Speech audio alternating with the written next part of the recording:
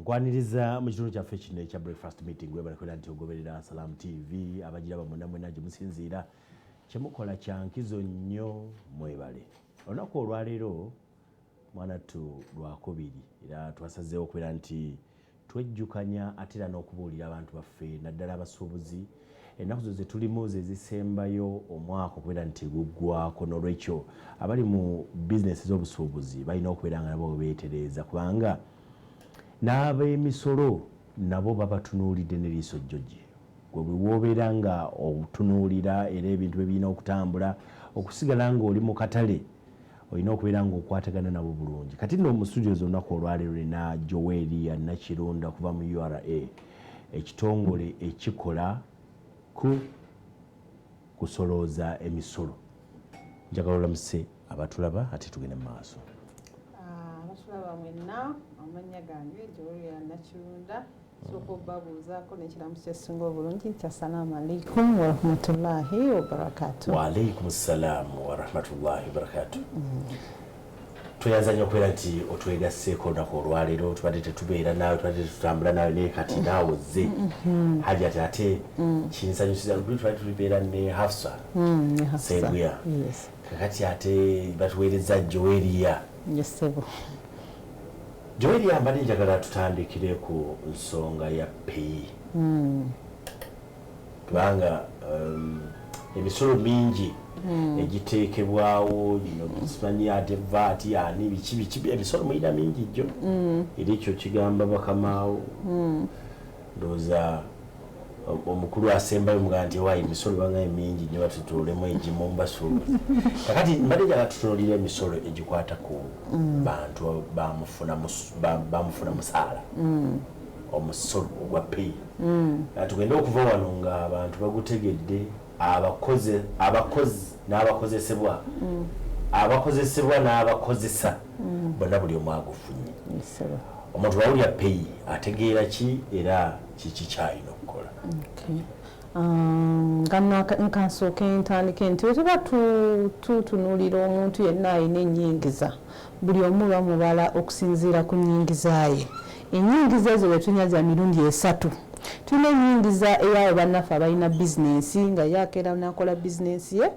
ne tumusuubiramu omusolo okusinziira ku nnyingiza eyo. Ne tubeera ne bannaffe abalina ebyobugagga byabwe. Oli alina emmotoka esaabaza abantu, omulala alina emmotoka etambuza migugu, omulala alina ennyumba ze ez'abapangisa, alina ekyobugagga ekivaamu ssente. Kitegeeza naye tuba tumala omusolo tumala ku nnyingiza eyo. Naye ne tubeera ne bannaffe abakozesebwa nga nze ng'ofuna omusaala buli mwezi era omusolo gwe tukuggyako gwafuna omusaala buli mwezi baguyita pay as you earn. Sokoleko Joeliya nga tutunagenda bulungi mu peyi bw'obadde biroga nti abalina ebintu ebivaamu ssente bw'obadde owa example oyogedde kuba alina amayumba agapangisibwa n'omenyeramu kyenjagala okukakata abalina loole ezikola abalina baasi abalina taxi abasasula omusolo ki? Basasula omusolo gwe bayita advance income tax era nga bagubala advance income tax baguyita advance income tax on commercial vehicles baguyita era omusolo ogwo bagubala okusinziira ku basaabaze emmotoka beetikka naye weba ya migulu bagubala okusinziira ku ttane gy'emmotoka ku buzito ki bwe yeetikka. Kati bwe tuba tutunuulira bano abasaabaza abantu tubala omusolo etteeka litugamba $2 per seat per year. Kitegeeza oba osasula oba oyina booda tugambe erina siiti emu emanyiddwa mu mateeka ekifo kimu kitegeeza eyo omwaka omulambe ejja kusasula $2. Ne tubeera ne bannaffe abalinanga takisi waba avuga takisi alina ebifo ebituulibwamu abantu 14 kitegeeza tujja kufuna 14 multiplying by 20,000 gye $28,000 omwaka era gwegwo omusolo gwe basasula. Naye kati bannaffe abalina emmotoka ezeetikka emigugu bo basasula okusinziira ku buzito bw'emmotoka bwe yeetikka naye ng'abatasukka ttani 2 bo tebasasula. Kati oba osusse ettani 2 tukubala $5,000 per ttani gye yeetikka. Kati katugambe nti emmotoka yeetikka obuzito bwa ttani 5 omwaka omulamba tugenda funa ttani 5 multiplying by 50,000 gye $25,000 omwaka. Abo abalina emmotoka ezo ezeetikka ebigugu nga gitambuza migugu kago kati njagala tusooke tuconcentratingako ku motoka ya taxi omusasuze emitwalo 28 alina insurance ey'omwaka tugeze asasula comprehensive asasula emitwalo nga 6 omusasuze emitwalo 28 eriyo PSV kibaita PSV naye gwa wamwe PSV abajiwa be bannaffe aba Transport Licensing Board aba Ministry of Works babeera akuwadde lukusa lwa kusaabaza abantu ku kkubo kati abo nabo basasuza bayinza okuba basasula emitwalo nga 2 kisinziira ku gundi ku mmotoka oba taxi oba ki naye nga PSV kanjigerageranye ne munnaffe alina bizinensi munnaffe alina bizinensi asasula gye bayita trade license nalwo lubeera lukusa lukukkiriza kola bizinensi mu kitundu ekyo ky'olimu naye ate kati ono owa PSV naye lubeera lukusa lukukkiriza kusaabaaza bantu si musolo nti gwewaddeyo gavumenti etandika okuwa obuweereza naye nga lukusa era nga lukuweebwa ba Ministry of Works waffe si lukusa ogwaffe musolo gwa gavumenti kuba services era etugukunganya ngaffe aba revenue gugenda mu consolidated fund ne gugabeza bannaffe aba Ministry of Finance ne bagutematema okusinziira ku priorities ze bataddewo ogw'omwaka era bwe tugukunganya naffe tetugulaba kugenda bugenzi eri bwe guvaayo ne batematema kusobole tuwa obuweereza. Okay, katudde ku nsonga eri kuba wano wembadde nkutwala wawanvu nnyo ndabayo omusolo gwa KCCA taxi buli mwezi esasula emitwalo 7 ey'okumpimpi gy'emitwalo nga 89 bino birabika bingi twogere ku musolo naye nga ezo zoyogeddeko be most cases kye basasula park user fees aba taxi mu Kampala okukola mu Kampala basasula park user fees emitwalo 7 buli mwezi kati bakyusaamu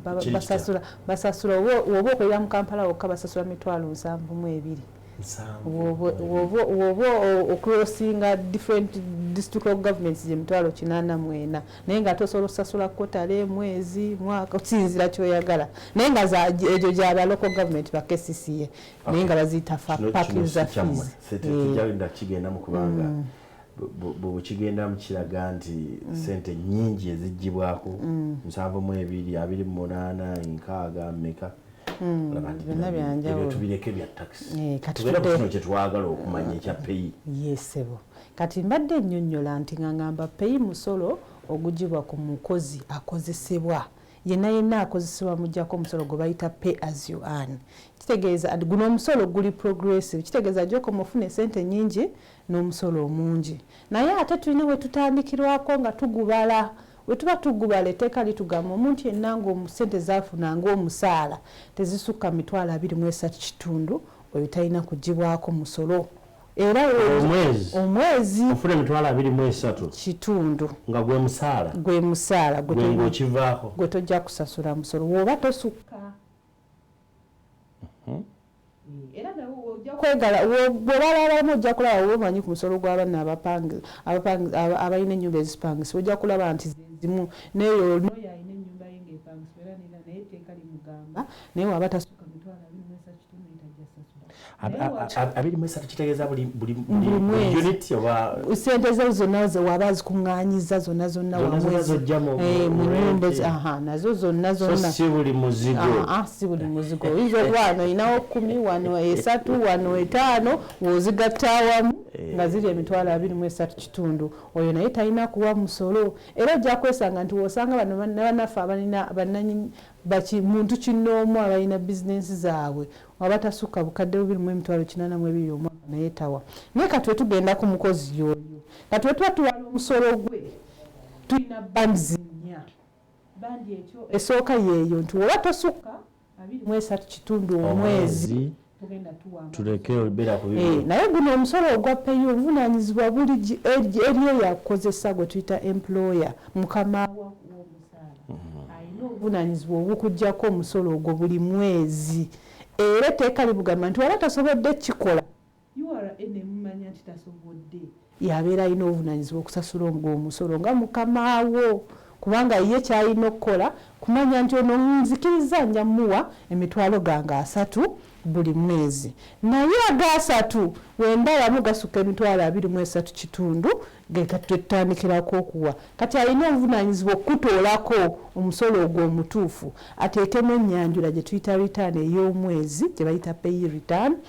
alage sente zakugjeeko amale sente azitwale mu revenue yalina oziteekayo nga ye naye teziba zize bakuba ebiseera ebisinga basinga batukozesa bagaa tusasula emisolo mingi tuyina peyi tuyina income tax naye nga peyi waabakozi oli akutte obuvunanyizibwa bwakuggyako n'amala ozikuggyako n'azitwala mu revenue on your behalf obuvunanyizibwa bubwe era tumanya nti ezo siza employer musaala gw'omukozi akozesebwa akujjako eyo percentage tugenda okutunulira akujjako eyo percentage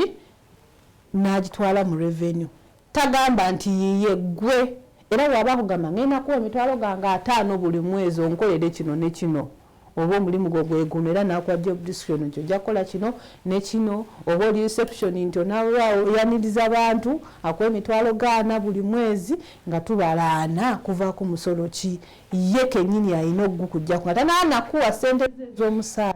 bazitemako tonnafuna nasooka zitemako n'amala n'akuwa ezizo yalina obuvunanyizibwa yakukozesa kati we tuba tubala nagambye tulina bands 4 tutandika n'oyo atanaba basukka tasasula ne tuddako obwokubiri woba oli wakati w'emitwalo 23 kitundu n'emitwalo 33 kitundu ogenda tuwa 10% ku sente ezisusse mu mitwalo 23 kitundu katugeze nti gwoli wa mitwalo 3 tujja kufuna emitwalo 3 tujjeko emitwalo 23 kitundu tumultiplyinge by 10%. Tusaze omukaga n'ekitundu. Kitegeeza gwogenda tuwa 6,500 ku mitwalo ga 3. Nkifunye bulungi. Omuntu afuna miliyoni 4. Tuddira miliyoni 4. Ne tusooka tutoolako emitwalo 23.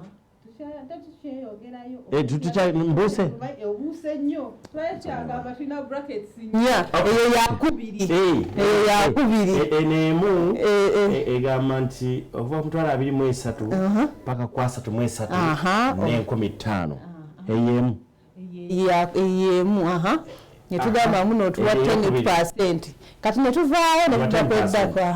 10% ku sente ezisuse ku mitwalo 23 kitundu ezisuseemu gwagajugula tugagambye atasusse tasasula kati ezo ezisuseemu zetuteekako ebitundu 10 ku 100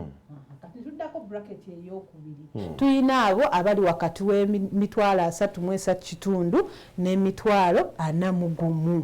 kati abo bagenda kusasula 20% bagatteko omutwalo ku sente ezisusse ku mitwalo 33 kitundu katugeze nti omuntu afuna mitwalo 4 omwezi tugenda kufuna emitwalo 4 tujjeko emitwalo 33 kitundu esigaddewo tumultiplyinge by 20% tugatteko omutwalo ezo sente zasasula kati wetuvaawo ne tuddako bracket endala kwa yenna asukka emitwalo 41 omwezi yenna ng'asukka kati awo wali obukwakulizo bwengenda okwogerako waliwo obukwakulizo bubiri waliwo bannaffe abasukka obukadde 10 waliyo ne bannaffe abatasukka bukadde 10 kati awo ko basukka mitwalo 41 tulinawo akakakuliza akasooka nti oba tosusse naye nga tesukka bukadde 10 tugenda funa sente zonna z'ofunye tuggyeko emitwalo 41 multiply by 30% tugatteko emitwalo 2 kitundu katugeze nti omuntu afuna kakadde kale tugeze obukadde obunago obadde ogambye katugenda funa obukadde obuno obwo bwofunye tujjeko emitwalo 41 esigaddewo multiply by 30% tugatteko emitwalo 2 kitundu yoyo asooka naye weesanga ng'osukka obukadde 10 omwezi sente ezisusse mu bukadde 10 tuzigattako an additional 10% katugambe nti ofuna bukadde 12 tugenda kukola kiri ekisoose kyetusoose okwogerako naye kati ku sente ezisusse bukadde 10 tugenda kugamba tugambe 12 jjako obukadde 10 multiply by 10% yewe batwe tuwala omusolo gw'omukozi soko nziremu ku 4 mugumu paka ku milioni 10 bonna mbatwalye bwamu tubatwalira tubabala 30%. mubabala 30% sente ezisusse mwana mugumu plus 25,000 mitwalo 2.5. Etteeka we ligamba litukozesa era lyetugoberera. Jjukira twagambye mu amateeka sifa abagakola bamemba ba parliament kati okuba ku milioni 10 milioni 10 paka tugattako an extra additional tubala bwe tutyo tusooka ne tukola part A nga gye tukoze eyana mugumu tugamba ofuna 12 tugenda funa 12 tujjeko emitwalo 40 mugumu multiply by 30% tugateko 25 naye ne 12 okutujjeko 12 minus 10 million times 10% kwabo abasukka obukadde 10 omwaka. Jjukira twagambye omusolo guno guli progressive nti gy'okoma mufune nyingi n'omusolo omungi era ne resi kyobulaba zigenda zirinnya. Kati awo ne tuvaawo ne tubeera ne bannaffe tuli mu pay tubala pay zezo brackets zengamba bands kati ndabye wano 10% 20% 30% betuuse ku milioni 10 tugenze ku 40 tetugenze ku 40 exactly teri 40 exactly tugambye wetusukka 10 an additional amount above 10 ezisukka 10 sente zonna ezisuka mu bukadde 10 tugenda ziteekako extra 10% kigenda tujja kugattako 10% mufo ky'okuteeka 10% plus 30% si bye bimwe the amount is different si bye bimwe kubanga jjukira ali 30% twasoose kutoolako emitwalo 40 mugumu ne tugamba 30% plus 25 ne tugamba kati osusse ofuna bukadde 12 obwo tugattako ku sente ezisuka mu bukadde 10 extra addition of 10% kitegeeza 12 tugenda fujjako 12 tujjeko 10 wasigale bubiri obubiri obwo we multiply by 10% ne tufuna the extra ze tugatta ku ziri ezasoose gwasusse obukadde 10 omwezi. tweyanziza kati abantu bakifunye bulungi wekyo wetubala akati sente zino zisalibwa ku mukozi zisalibwa ku mukozi ne ziweebwayo mu URA bwe ziba tezituuse mu URA z'omukozi nvunaanibwa gwe ng'omukozi tovunaanibwa ayina obuvunaanyizibwa buli ku kwakukozesa senga aba taziggyeko ng'agenda kusasula abeera tumuwe engasi ate yalina okuvunaanyizibwa okusasula ssente ezo zaataakuggyako obuvunaanyizibwa si bubwo kuba obuvunaanyizibwa bwaweewo yakukozesa akusasula omusaala.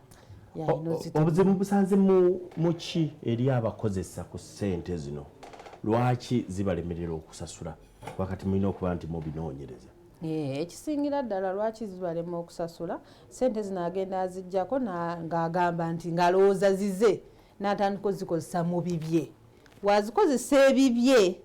URA yeeba emusuubira okuteekayo ssente kuba ajjukira biseera ebisinga abeera ataddeyo ennyanjula efe return tubeera tugiraba nti ataddeyo agenda kusasula ssente bwe ziti weewaawo tukuwa ennaku 15 okusasula ssente zino nga obudde buweddeyo okuteeka mu mwezi guweddeko naye oyinza ogamba kansooke nzizaazeemu otandika okugamba osooka ozizaazeemu ng'olowooza zifuuse zizo awo obuzibu bwe bujjira mpozi n'ebiseera ebisinga bye tusanga eyo nga tukoze analysis waffe manya ku zino tukozesa nnyo data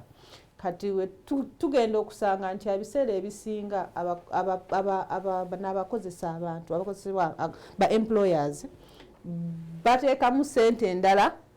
mu return okulaga omusolo mutono naye nga abakozi babawa ssente nnyingi okusingawo. Ekyo kyo tukisanze ng'ate kizibu ky'amaanyi ate nga tugamba muno olina okulaga omusolo omutuufu gw'ojje ku muntu naye lwakuba kati abakozi abamu nabo babeera balaba bakifunamu nze omusaala gwange baleke gutemako omusolo mungi nabo bagenda bakigenderako naye ng'ate twateekawo enkola kati eroopa whistleblowing reporting non-compliance tufunira nnyo bakozi abaloopa bakama baabwe naye ate wetukutte tebitera kuba birungi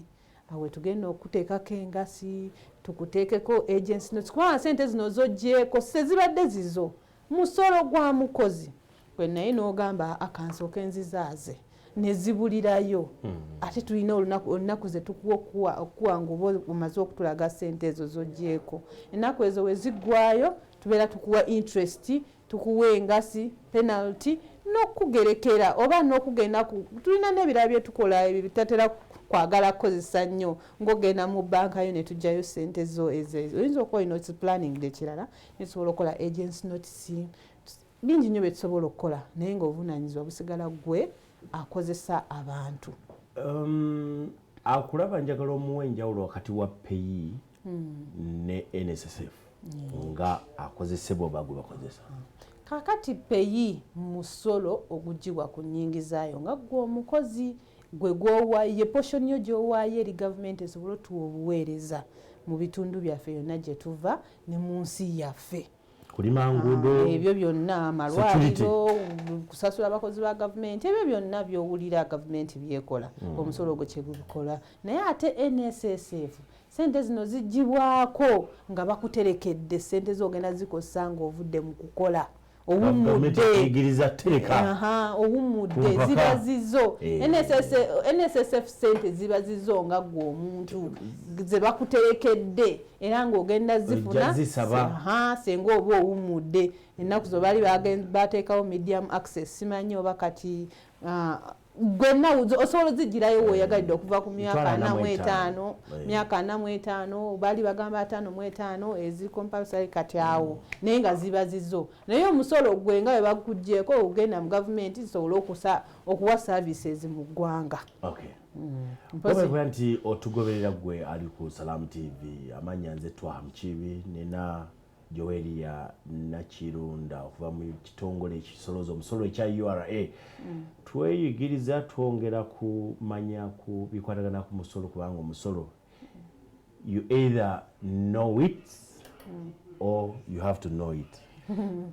teri kudojinga gumanye oba gumanye sibo kiri bw'obadde onyonnyola wano ina ekigambo kyoyogedde ekya return wenjagala okutegeerera return zoyogerako bazifayiringa ddi era zezirwa.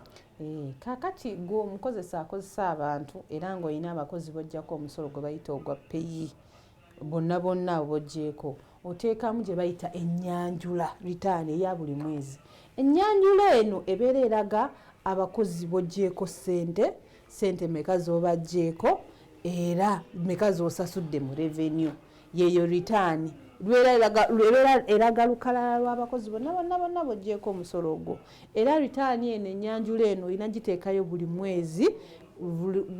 ennaku 15 tezinnaggwako omwezi oguddako katugeze kati tuli mu December kale katugeze tuli mu December naye nga November yaggwako olina abakozi bwasasula omusala gwa November era nobajjako omusolo gwa peyi kati December eno tukuwa ennaku 15 December ng'etandise okuva nga 1 December paka nga 15 December okulaga okuteekamu ennyanjula okulaga abakozi be waggyeko omusolo ogwo ogwa peyi sente meka ze bawawadde era zimeka ze wasasuddeyo ezo zoteeka mu return y'ennyanjula ebeera foomu just nga ka foomu oteekamu mukozi gundi Joelia Nakirunda namuwadde akakadde kamu namuggyeko omusolo gwa $3 na revenue nasatudde $3 oba nasasudde $2 obeera ojjuzamu bujjuza kati ennyanjula eyo ino giteekamu nnaku 15 nga tezinnayitako mu mwezi gutandise oguddako gwe guno gwe tulimu kati ateekamu essaawa zino tukubiriza aba November abajjako abakozi November nti muteekemu ennyanjula zammwe nga 15 December tannatuuka kubanga 15 December weetuuka nga tonnaba kuteekamu 15 nga tennaba kuggwako kubanga tugamba midnight of 15 kati 16 ojja kwesanga ng'ofunye penalty eyo si nnyungi kubanga ebeera ekuyingirira mu capital nga business eyinza okuyingira ku sente zo wadde planning okukolera ekirala ate tukuteekako ne interest nga sente ezo toba zisasudde mu budde bwazo obwo interest aweera wa 2% paka bw'osasula sente ezo kubanga sente ezo tugamba sizizo gwe ng'omukozesa zooli gw'okozesa musolo gw'oli kati olina oziteekayo gavumenti ezirabe era ezikozesa esobole okuwa obuweereza abantu bakola return era singa tebakoze return ekiddirira ki buli muntu yenna alina ennyingiza etteeka litugamba buli muntu yenna alina ennyingiza olina okukola ennyanjula gye tuyita return okuggyako n'omukozi gwe bakozesa era nga bamuggyako omusolo gwa peyi oyo yekka yatalina buvunaanyizibwa buteekamu return abasigadde bonna balina okuteekamu return eraga ennyingiza yaabwe tulina return za njawulo tulinayo ez'omwaka abali mu bizinesi oba n'abo abakozesebwa naye nga balina ebintu ebirala bye bakola tugambe okozesebwa naye ng'ate olinayo ennyumba z'abapangisa oba okozesebwa naye ng'olinayo ne ka bizinesi ko gw'olina okuteekamu return kubanga oyinza okuba okozesebwa naye nga tulinayo ne bannaffe bano abalala ng'akozesebwa naye nga abamukozesa bantu babiri oyo ye ate ayinza obutateekamu naye return naye ate omusolo gwe guli omulala gubeera gwa 30% tukezesa bracket zino era naye abeera mu return naye oyo gwe bakozesa naye ng'alina nnyingiza endala alina okuteekamu ennyanjula kitegeeza buli muntu yenna alina okuteekamu okuggyako abo abenjogedde pozi ne bano abalala abajja wano banani resident abajja wano ne bafuna be bayita kale katugambe aba mobile money kuba abalina final tax nga tugambe sente zo oba zifunye zonna bazijjako omusolo gwe bayita final income final withholding tax ng'abo aba mobile money nga yo exclusively mobile money abo tebateekamu nalo return ne bano abantu abajja otuwa services tugambe bano ba entertainers abava ebweru nga wulira Wizkid yazze basasula omusolo naye tebateekamu return beewoka batalina kuteekamu abasigadde bonna balina okuteekamu return okulaga sente zibafunye omwaka bizinesi etambudde etya balage URA bamale basasule n'omusolo ogwo ogambye nti kiyamba kitya bizinesi okukola return wokola return gwe nga bizinesi osobola okulaba oba bizinesi ekola oba tekola kubanga return eno ddala mu abo abali mu bizinesi obeera olaga nti muno omwaka nayingiza sente bweziti natunda kino nentunda kiri naye ate nasaasaanya bwe nti return ebeera ekulaga wooteeka ensaasaanya wooteeka ennyingiza wooteeka ebyobugagga bya bizinesi yo tugambe nti olinayo akamotoka ka bizinesi olinayo kompyuta olinayo emmeeza wooteeka ebibanjibwa bizinesi yo ebeera ekulaga bizinesi yeeyo yakola sente mmeka omwaka is it worth maintaining neeraga n'obuzito oba worthiness of yo bizinesi kubanga ebeera eraga ebyobugagga byayo ebibanjibwa byenkana bitya ebeera etuyamba naye n'ekirala ekikulu ekisinga kutulaga musolo gw'olina kusasula kubanga mu return omala okukola ebyo byonna olina okulaga omusolo gw'olina okusasula era wekumala okugukubalira ng'ogutwalayo mu revenue kyekyo ekisinga okubeera mu return. Kati omuntu atakoze URA ejja nemubalira when do you question return bwekolebwa company mwenga URA on a daily tulina abantu baffe ba officer abali dedicated ngo mulimu gwe bakola kibayita return examination batunulira return eyo gyotuwadde bakola return examination batunulira return eyo gyetuwadde ne balaba nti ddala ono yagambye ayine emmotoka za bizinesi ddala zino emmotoka zina katumusabe ku logbook bye bakola ogamba mbuno nze nasaasaanya nafunayo looni emitwalo miliyoni 15 ngo agamba nti yafunayo looni oza takweka musolo gwaffe gwalina okuwa ng'atulina looni eyo mpa loan agreement eraga nti ddala looni egiyina eraga kati gwego omulimu gwawe bakola return examination tukebera naye even if never tukoze return examination tukola ne data analysis ennaku zino tulina systems nyingi tulinayo ifris tulinayo ifmis ebyo byonna bituyambako okumanya tulina system yaffe ya ehub tuyambako okulaba nti ono ayingiza akoza ki omwaka guno ye waba akoze bwati banne bonna abali mu industry eyo bo batugamba ki bwe tulabanga gwe ebibyo biyinganga ebyawukanya nnyo ku banno banaye tutandika okunoonyerezaako naye tutandika ne returns ezo z'otuwadde ziba zituyambako okusobola okugeraageranya ekituufu n'okusaba documentation nga bakusaba loan agreement bayinza okusaba twe logbook eraga nti z'emmotoka wazigula era za bizinesi yo kubanga tuyinza okulowooza mu ebyo byotulaga mu ebyo oyinza okuba okwekamu omusolo kubanga jjukira nti omusolo gubeera ku nnyingiza oyinza okuba ennyingiza ogirimbikanga eyafuna looni ate ng'omusolo guba ku nnyingiza ate kitegeeza ojja kuba okendeeza omusolo gw'olina okuwa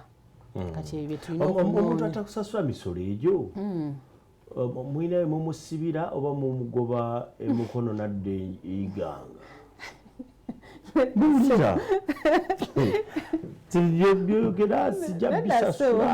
nedda ssebo si bwetutyo bwetukola omanyi bwe tuba tukuŋŋaanya omusolo buli kimu tukikolera mu mateeka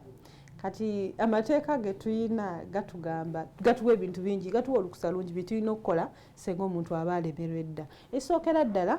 tukugamba we run a self declaration regime nti gwe olina okwebala webala omusolo oteekemu ritaani yo omala okuteekamu ritaani yo omala oteekeyo sente mu URA naye singa oba olemeddwa okikola sobola okujjukizaako ne tukuwa reminder esooka ne tugamba tewakola kino ne kino tubadde tusaba okikole ne tukuwa reminder ey'okubiri n'ogaana ne tukuwa ey'okusatu n'ogaana kati waba ogaanye ey'okusatu awo nga tuleetamu bino ebirala ebikakali bye tutaagala kukola tuyinza okugenda ku banka yo ne tugamba ono gundi tumubanja sente sokozwe mu URA sente ze ziri ku akawunti ye kibayita agency notice oba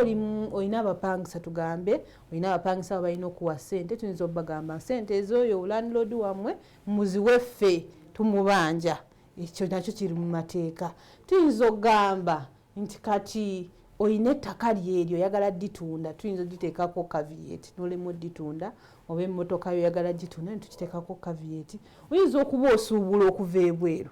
netugamba oba osuubula okuva ebweru ebintu ebyo byosuubudde katugira tubitwala paka onomala okkiriyalinga tetugenda bikuwa byosuubudde njaga tugenda omulemu katono ate tuli ne banaffe ab'ekitongole ekisolooza ky'omusolo mu ggwanga ekya URA nze twamukiibi gwene naye Joel ya Nakirunda katujje sagala oveewo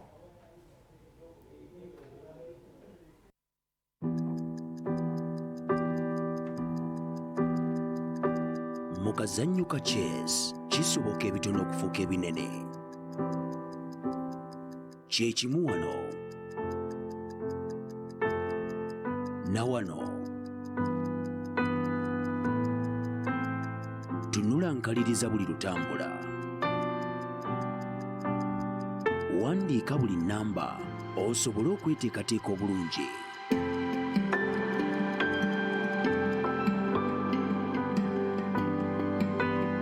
nga tofuddeeyo ku bunene bwa kirooto kyo manya nti abawanguzi b'enkya beeba bakuuma ebitabo byabwe nga biyonjo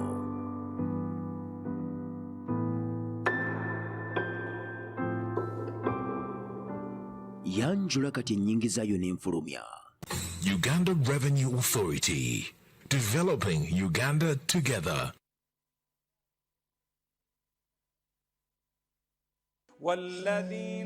Assalamu alaikum. Kurani egamba obugagga kirungi naye okukola ebirungi kisingako. Mukaweefube okufuna obugagga oyinza otya okusigala ng'oli mutukuvu? Waliwo engeri emu yokka gy'oyinza okufunamu byonna. Nkwanjulira Trust Halal Personal and Business Accounts okuva mu Finance Trust Bank. Akawunti egoberera ennono z'obusiraamu. Kati ne Trust Halal osobola okutereka sente zo ku akawunti egoberera sharia.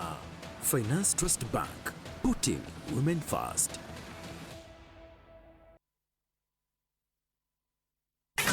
Mama nyabo, ino internet ewenyukanga ekizungirizi. Ate kamera yayo lumamyo. Bannange eryandaka ku buggo. Guno mugano gwennyini. Funa kabodi supakati ku nsimbi ezisaliddwako ng'otandika kusinyisa emitwalo 49 zokka. Usasule mpola mpola sinsi 833 buli lunaku. Weewangulira omugano gwa kabodi supa okuva ku MTN Christmas eno. Weefunire gibbi 2 eza data wa MTN buli mwezi okumala emyezi 8. Weegemulire kabodi supa kati okuva ku dduuka lya MTN wonna mu ggwanga. Everywhere you go, MTN ekolera wansi w'amateeka ga UCC.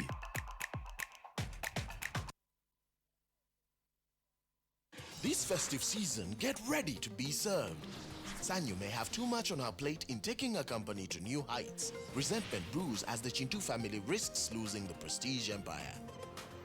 Maraca stirs up the romance to fix relationships that have lost their spark. Then love is the main course as couples prepare for their wedding day. And Nancy discovers that it takes more than hunger to make it in the big city. Satisfy your appetite for the best local entertainment on Pro Magic Prime, DSTV channel 148, GoTV channel 305.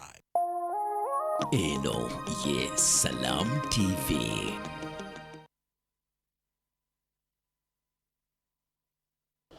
Webali kwera nti otambula naffe tuli mu program tuli mu breakfast meeting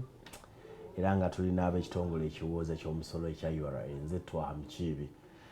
tugenda mu maaso n'okwekenneenya n'okumanya ebika by'emisolo egimu kubanga omusolo gumanye oba gwetegereze gumanye kubanga tewaliwo wosina kubeera nga ogwekweka bw'obeera nti oyina ssente zofuna ng'oli mu ggwanga nibubeera nga tuli mu Uganda oli Kenya manya omusolo gwayo kubanga ne bwokera kezi kumakyanga okozesebwa omusolo gwe guno gutusomyeko olunaku olwaliro peyi nakiki tegeera omusolo engeri gukugibwako tegeera omusolo gw'osasula ate bw'oba tolimu ebyo ng'oli mu business emisolo gyayo nagyo gyegiri emirambika obulungi n'olwekyo buli lwokera ku makyanga oyingiza nsimbi oyina okumanya omusolo bw'olina okugusasula era gwe gulina okutambula osobola okubeera nti obeera mu business oba obeera mu kukozesebwa oba obeera mu kukozesa bonna obuvunaanyizibwa bwo obutegeere yogedde bingi kankuzza eri Joelia Nakirunda abadde atunyonnyola Joelia bw'abadde onnyonnyola wannyonnyodde ku peyi nenkulaba ng'onyonnyola ab'emitwalo 23 n'okukka wansi mwe tetubeetaaga mugira mwekulaakulanya mu ngeri y'okulekerayokko naye nti mwe temulina gwe mulekera n'ekyo nakitegedde afuna omusaala emitwalo 23 n'ekitundu n'okukka wansi gwe munaffe e Uganda tebakuggyako musolo weegazaanyizeeyo naye ayambuka awo paka ku mitwalo 33 balina zibasasula 33 n'ekitundu paka ku 41 balina zibasasula okuva paka ku milioni 10 emisolo gya njawulo 30%, 20%, 10%. Kyenjagala okumanya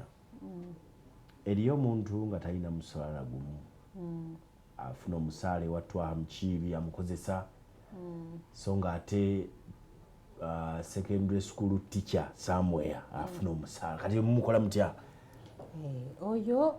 ekisookera ddala tusooka netumanya ani primary employer ani gwasinga okukolera gwawa obudde katugambe nti primary teacher gwe omulimu gwe ogumanyikiddwa waba gwe omulimu ogumanyikiddwa ezo rates zetutunuulidde ezo bandi zetubadde tubala zetumuteekako okwoga omusaala gwajjeeyo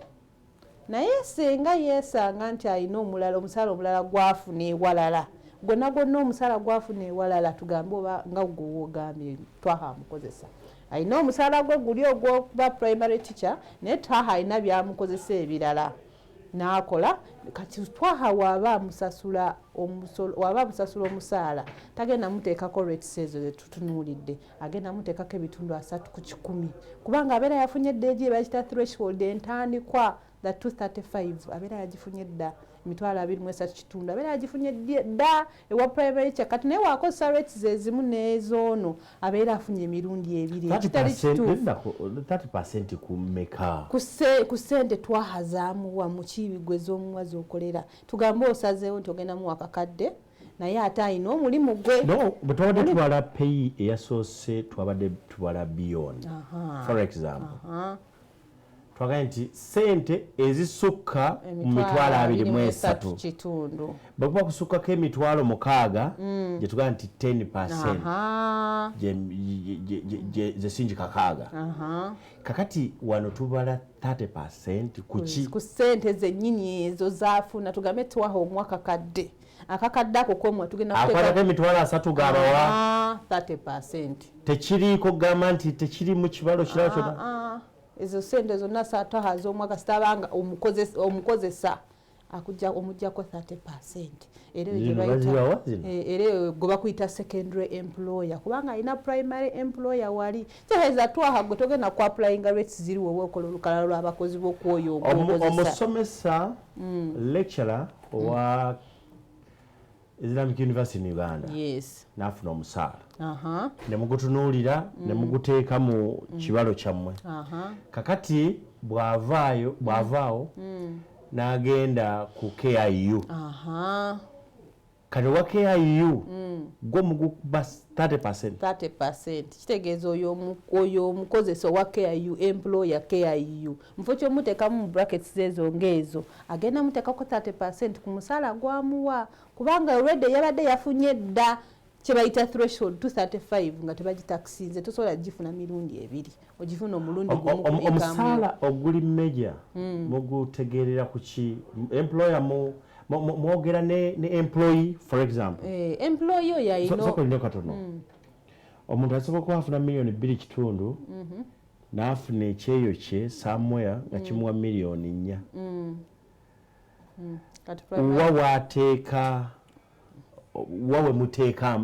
amaanyi mwe nga aba URA tumubuuze ku million 4 oba mubuuza ye tubuuza ye wawa gumulimu gwo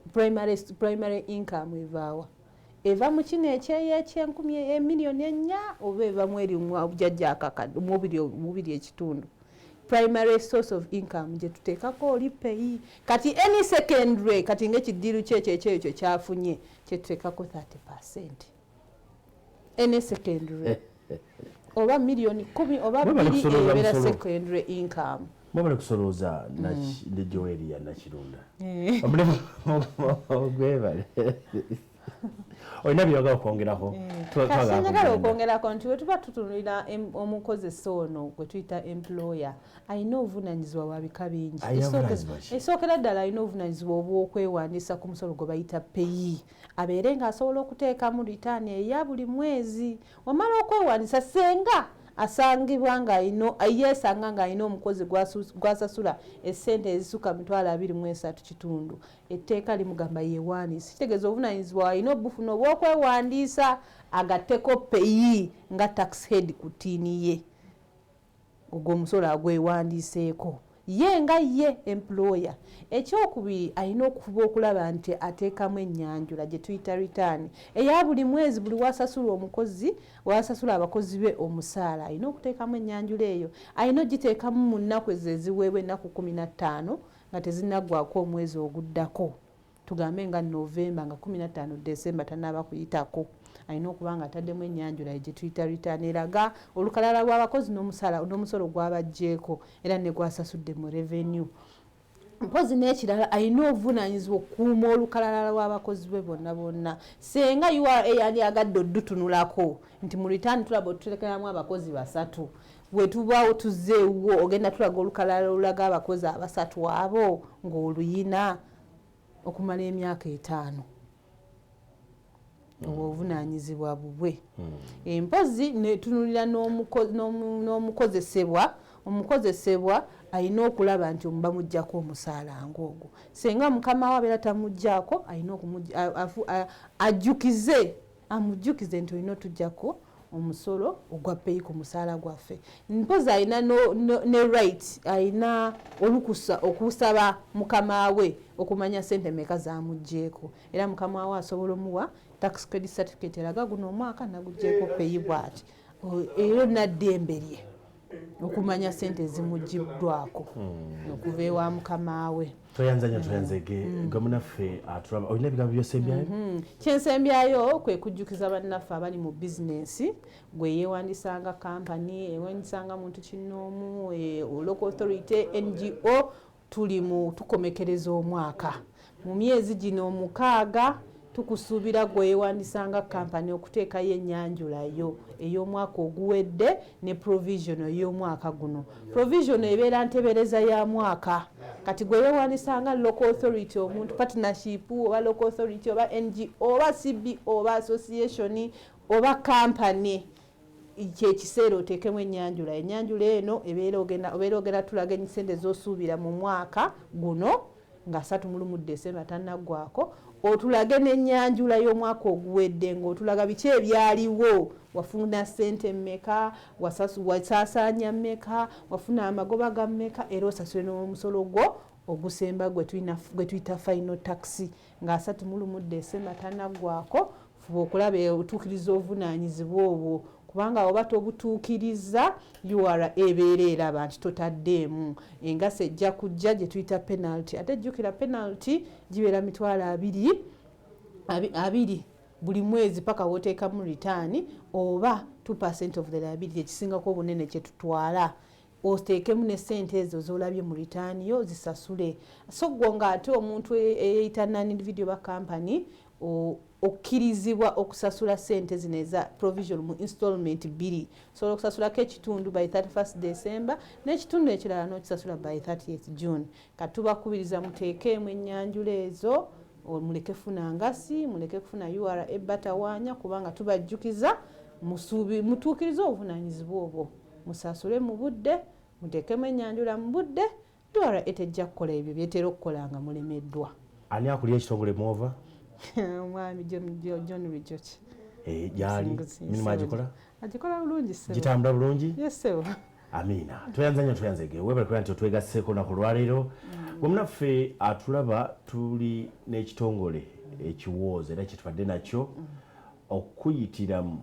bino byetaaga era bw'obeera nti tosobodde bifuna osobola okusigala ng'ogenda ku mitimbagano gyaffe ku Facebook osobola bulungi nnyo okutulaba Salaam Television Uganda osobola okuba nti ogoberera bulungi nnyo bye twogedde ku misolo gy'olina okubeera nti otegeera gwe tulina neyo Joelia Nakirunda nze Twaha Mukiibi mubeere bulungi Katonda abatukuumire mwiraba. Eno ye Salaam TV.